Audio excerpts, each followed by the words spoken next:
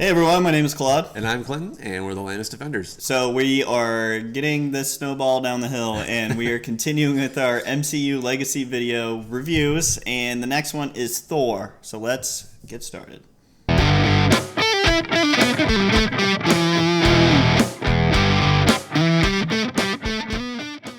Thanos. We're the lamest defenders. I don't even know who you are. We have a small but dedicated fan base. Be sure to visit our sponsor at BaskervilleProductions.com. So Thor came out in 2011, a full year after Iron Man 2, and it was directed by Kenneth Branagh. Sorry, he's a big Hollywood director, actor, big Shakespearean guy, blah, blah, blah. Directed one of the Harry Potters. It was a big deal. It's the reason Natalie Portman came on board with this movie. She's like, he's directing a comic book movie? I have to see this. Yeah. So I was already in Star Wars, so I'm already used to crap. Might as well come back to Thor. So the movie starts off with basically like a retelling of Norse mythology and how it's like Odin has basically saved all the 9 realms and defeated the frost giants, blah, blah, blah, blah, blah. Yeah. So, and then it gets to, like, fast forward to modern times. Odin is about to crown Thor, his son, as king of Asgard. Yeah, thank you. I totally blanked on that for a minute. So, as they're doing that, Odin just all of a sudden can discern when any frost giants are in the area because they're way away in the depths of the palace. He's like, oh, wait, they're trying to steal the MacGuffin. We got to stop him. So, he does that. Cut the ceremony. They stop them from getting the thing, and then that's really what it is. They stop from getting the thing, and then Thor really wants to go back into Jotunheim. He wants to guard Asgard's ass. Yeah. He wants to go into Jotunheim, send a message. Basically, He's like, no, they can't. This cannot be unpunished. This has to stop. Odin saying, well, a good king knows when not to fight, all that stuff. A wise old man that he is. Yeah. And Thor's like, nah. And he takes... We're going to George Bush, Iraq this ass. So he takes Loki, Lady Sif, and the Warriors 3, and they go to Jotunheim. And they do pretty well for, what is that, 6 people? So, I mean, they do a lot of damage. Yeah. And, thousands died. Yeah, pretty much. So Odin comes down to basically get him to stop. Jotunheim's like, oh, this is... Your son got exactly what he wanted. This is a war now. Yeah. So following that, Odin basically banishes Thor because he's just not ready. He says, you're not ready to be king. So he takes Mjolnir away from him. He takes his armor away from him, his powers, everything. He's like, you are nothing now. You're just a human. You're just a man. So with that, he ends up in New Mexico where Natalie Portman rescues him, I guess. Well, she hits him with her car. Yeah. And then... multiple times in this movie, and she's like, "Oh, it takes him to the hospital now," and then he gets like a shot up his ass or something. Yeah, I honestly thought. So basically, the whole point of this movie is Thor trying to become mighty again. Yeah, trying to prove to his worth to his father. There is one scene where Loki takes over as king. He takes over. He's trying to just basically lie to everybody. Yeah, because Odin, I guess, is going back in his Odinsleep because. Old man needs a nap. So the shield arrests Thor because he tries to break in and steal the hammer. So shield arrests Thor, and Loki comes back and says, like, well, you're disgrace. You basically killed our dad. Right. So Mom doesn't want you back in Asgard ever. This is your banned. You're banished from Asgard. He's like, I'm king now. Laters. Yeah. So, and then after that was...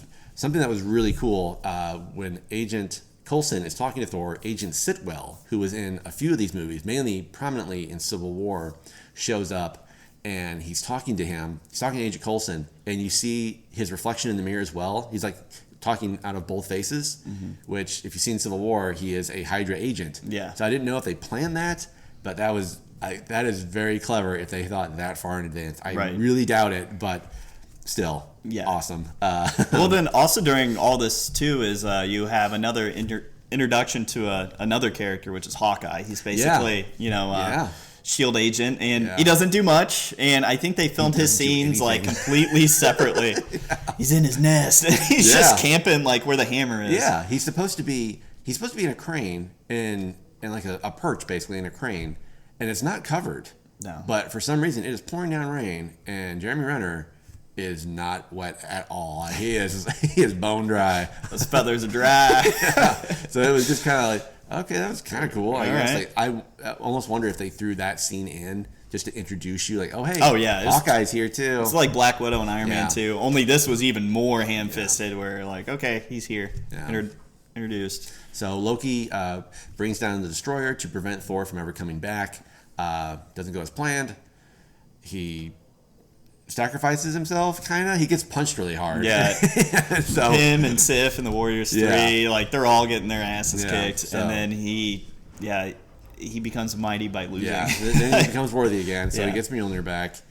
He beats the destroyer pretty easily, and then goes back up to Asgard and disposes Loki, reveals his treachery, blah blah blah. Right. Yeah. I mean, it was a fun movie, basically, is the whole gist of it. And I wasn't expecting really to like it as much as I did when I saw it in the theaters. Having rewatched it again, it was actually better than I remembered. Mm-hmm. My one big thing was I thought this would have been an amazing sequel.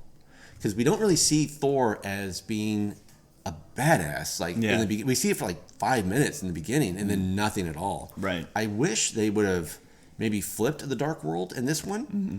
That way you could have had Thor as his powers like at the maximum for a whole movie. Then you see him become worthy again. Yeah. Like that would have been a better. Like, oh, okay. Now he's just a human. He's trying to cope with that. He's trying to be a better man. Like that would have been a better sequel, I thought. But I mean, as long as they wouldn't do Dark World at all, I was seriously, that would have been fine too. Really?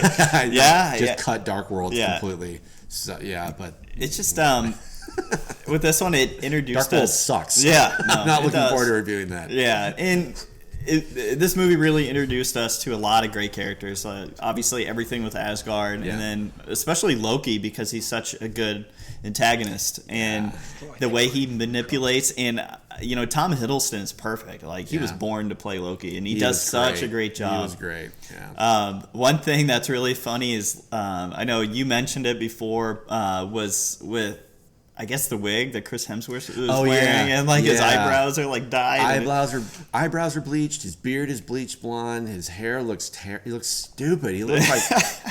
And we commented too before the video. It's like he must have been probably 20 pounds heavier, not fat, just like bulk and everything else. Because his face is like the Hulk size in this movie. Like he's such a big head. Yeah, he's just cramming calories down to get that beefy. Calories, sure.